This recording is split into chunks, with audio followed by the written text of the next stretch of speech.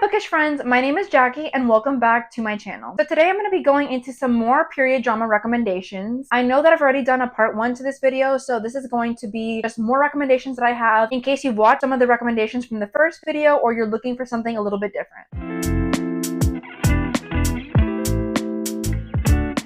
Alright, my first recommendation is for Versailles. This is a TV show that revolves around the rise of King Louis XIV of France. It starts when his mother dies and she was the regent for France while he was a minor. So basically she had the power, but now that she's dead, he is going to take full control of the monarchy. And it follows his journey as he constructs the Palace of Versailles, which is a massive symbol of power and a means of controlling the French nobility. The series shows a lot of political machinations, personal relationships, and power struggles that happen within the French court during this time. And it shows how Louis XIV transforms his father's hunting lodge into this beautiful palace. I've personally had the opportunity to visit the Palace of Versailles in France, and it is absolutely stunning. You get so many beautiful shots of it in the TV show, and I just love all the drama happening in this. It all takes place around the palace, which is kind of designed to keep the nobles under control. There is so much betrayal and intrigue happening in the story, and it does take some historical liberties, but it just makes the TV show all the more engaging. There are 3 seasons to the TV show out, and I believe that you can watch it for free on Tubi, so definitely check it out if this sounds like something you'd be interested in. My next recommendation is for Belgravia. This was written and edited by Julian Fellowes, who is the creative mind behind Downton Abbey and The Gilded Age, which were in my previous video. But this starts at the Duchess of Richmond's ball, which is held in Brussels in 1815. This is all happening during the Napoleonic Wars, and it's 2 days before the Battle of Waterloo. There are so many different guests there, but we specifically follow James and Anne Trenchard, who are living off of the profits of their trade success, and their daughter Sophia, and she has caught the attention of Edmund Bellasis, who is the son and heir of one of the most prominent families in England. And then we jump forward to 26 years later in 1841, when the two families are settled into a newly developed area called Belgravia, and they kind of reminisce on the events of the ball and the aftermath. And just the way that the story unfolds is really intriguing. I was left on the edge of my seat while watching this, and I didn't know what was going to happen next. I really enjoyed this one so much. The secrets just kept coming and coming, and you could never really guess what was going to happen next. I highly recommend this TV show and anything that Julian Fellowes has written. He just has such a way of making you feel connected to these characters in these historical time periods, and I think that you will really enjoy this one. There was a sequel made called Belgravia: The Next Chapter, which I recently watched, and I didn't love that one as much, so I definitely recommend stopping at the end of the first season because I don't think the second one is as expertly made, and I do think that this is one you should definitely check out. One of the best period dramas I've ever watched. This next recommendation will come as no surprise to anyone who's watched my channel for any length of time, but it is Outlander, and this is a historical drama that follows Claire Randall. She is a married World War II nurse, and she has gone on a second honeymoon with her husband Frank to Scotland in order to reconnect after the war, but somehow she's mysteriously transported back in time to 1743 Scotland, and there she meets a Highland warrior named Jamie, and she gets embroiled in a lot of the political machinations of the time, including the Jacobite uprisings that are happening there. It is a very sprawling story, and every season the story just gets bigger and more expansive. I just love the story so much. There is so much time that passes, and we get a lot of time to build a connection with the main characters. You just fall in love with them as it goes along, and the concept of time travel is one that is extremely fascinating to me. I love the romance in this. I love that you get to see the themes of survival and identity happening in this, and in later seasons it takes place in the Americas following the American Revolution, but this is just one that I think you should check out. If you are skeptical or unsure about reading the book, I highly recommend checking out the TV series. It's a lot more fast-paced and action-packed than the book, and I think you'll definitely enjoy this. This is one of my favorite TV series and book series of all time, so I highly recommend it. Another one that takes place in the Americas is Little Women. I am specifically recommending the 2019 adaptation of it, and it follows the lives of the 4 March sisters, Meg, Jo, Beth, and Amy, as they're navigating love, family, work in 19th century Massachusetts. And in the backdrop, we have the Civil War happening. So the film is kind of exploring their individual journeys towards adulthood, how they navigate their different goals and desires for their lives, and a lot of these social constraints that are placed upon them. The narrative of the film is not told in a linear fashion. Rather, we're jumping between each of the sisters' childhood and then their young adult lives. And the film focuses on the themes of sisterhood, ambition, and what it means to be a woman. Meg wants a family and a comfortable home. Jo wants to be an established writer and she craves her independence. Beth wants happiness for her family, and Amy wants to be an artist. The movie explores all their relationships with each other as well as their relationship with their mother and other key figures in their lives. And the film's core conflict really revolves around the sisters' struggles to navigate their personal wishes while also staying within society's expectations that women women be married and not have a career. So it is a very complex family drama that I think you will really appreciate. If you love Bridgerton for the family aspect of the story, I think that you will really appreciate this one, and I highly recommend it. Little Women has to be one of my favorite movies ever, and Greta Gerwig does a great job in directing this one. My next 3 recommendations are all interconnected series. So the first one is The White Queen. This is a historical drama set in the 15th century in England, and it is taking place during the War of the Roses. The series centers on the power struggles between the houses of York and Lancaster for the English throne, and it follows the experiences of 3 of the women, so Elizabeth Woodville, Margaret Beaufort, and Anne Neville. They're navigating love, betrayal, and ambition as they're fighting for their families to get ahead, and it's a really interesting power struggle that happens in this one. I highly recommend checking this one out. There's a really interesting power struggle that happens in this one, so I highly recommend checking it out for that reason alone. I love all of the character dynamics and drama happening here, and all the backstabbing that happens in this series is really wild, but it means that it's just a great one to dive into. So after you've watched The White Queen, you might want to dive into The White Princess. You don't have to watch the other series first, but I do recommend it, and it follows the marriage of Elizabeth of York and Henry VII. So they're aiming to unite the houses of York and Lancaster to finally end the War of the Roses, but their union is full of a lot of mistrust and a lot of political maneuvering, and Henry and Elizabeth have a lot of resentment towards each other because they're from rival houses. So they face a lot of threats both from within and from without their marriage, and there's just a lot of tension in this one and power struggle as well. You really get to see the force that is Elizabeth's mother, who was the main character in The White Queen, and you also get to see just the powerhouse that is Henry's mother, and it's really a battle of wills between the two of them. They're both very strong characters, so it was really interesting to see them duke it out in this one. I recommend diving into this one next after watching The White Princess. I just love the feminist lens that this adaptation gives to the War of the Roses, since we're following all of the women in the story, so I highly recommend it if you're looking for a new way of exploring this past history. The third recommendation is The Spanish Princess. This follows Catherine of Aragon's early life and her journey to becoming the Queen of England. So it portrays her arrival to England and her betrothal to Prince Arthur, her marriage, and her struggles to adapt to English customs and court life. Then Arthur dies and Catherine is suddenly left as a widow, but she decides that she wants to marry his younger brother, Henry, to secure her place on the English throne. So we're following the children of Elizabeth of York in this one, who was the protagonist in The White Princess, and Catherine of Aragon, and it's a really interesting story. I love how there's a lot of cultural clash happening in this one. There's love and betrayal and an unexpected loss, and the power dynamics are changing this one, especially as the heir to the English throne has just passed away. So this is a very intriguing series. I love how you see that Catherine's trying to navigate an unknown future and just make the best decisions for survival for herself in this one, and I think this is my favorite of the 3. You don't have to watch the other 2 to watch this one, but again, they're best watching them in order because they're all interrelated. I want to recommend Anne with an E next. This is based off of the Anne of Green Gables series, which I absolutely adore the first book in that, and it's a coming of age story that follows Anne Shirley. She is a very bright, imaginative orphan. She has so much creativity, and she's trying to navigate life on Prince Edward Island in the late 1890s. She is an orphan, so she gets sent to live with the Cuthberts, who are an elderly brother and sister that live together. She's a very spirited person, so she transforms the lives of all the people around her, and she is just such a bright light in this place that is initially very dreary without her. At the beginning, they want to adopt a boy because they need help on the farm, but they end up really appreciating Anne for who she is and for her contributions, and she eventually finds a home with both Marilla and Matthew in this story. It has a lot of social issues discussed in this one. There is prejudice and bullying and sexism being addressed in this, and it gives a modern perspective to the Anne of Green Gables story. So it really emphasizes the idea of female empowerment and fighting for the things that you believe in. There is only 3 seasons of the show because it was canceled after the end of the 3rd season, but I still think they're really great ones that you should check out. I love how much growth Anne has throughout the entire series, and just the relationships that she's able to build with Marilla, Matthew, Diana, and her other new friends. I just love this story so much. Anne reminds me a lot of myself when I was younger, and who doesn't want to tap into their imaginative and creative young self from childhood? My final recommendation is Poldark. This is a BBC historical drama that follows Ross Poldark, a British Army officer who's returning after the end of the American Revolutionary War. He was a soldier for the British over there, and he returns to Cornwall and finds that his life is in ruins. In his absence, his father has passed away, his estate has become dilapidated and is in disrepair, and his childhood sweetheart has become engaged to his cousin. So he has to find a way of rebuilding his life, his family's mind, and his fortunes while navigating a lot of love and loss. He has all these initial setbacks and rebuilding to do, and he faces a lot of conflicts and rivalries in this one. The rivalry between him and George gets to be very intense in some of the later seasons. There were a total of 5 seasons of the show made, and it was completed, so you get a really full arc, and there's just so much family drama happening in this one. I highly recommend it. I just love the the Poldark family so much. It is one of my favorite historical drama TV series ever made, and also one of my favorite book series, so I highly recommend that you check it out. There is a lot of social injustice also discussed in this one, and class conflict, so it is very aware of itself, and I think that makes it even more of a true gem to explore. Alright, so those are all the period dramas that I have to recommend in this video. Again, this is not an exhaustive list. I'll probably make more recommendation videos in the future as I watch more of these. If you have watched any of these or would like to watch any of these, I'd love to hear your thoughts in the comments down below. So if you enjoyed this video, give it a like, comment, and subscribe, and I really appreciate each and every one of you that watches one of my videos. Wherever you are in the world, whether it's morning, afternoon, or evening, I hope that you are doing well, and I'll see you for another one soon. Bye!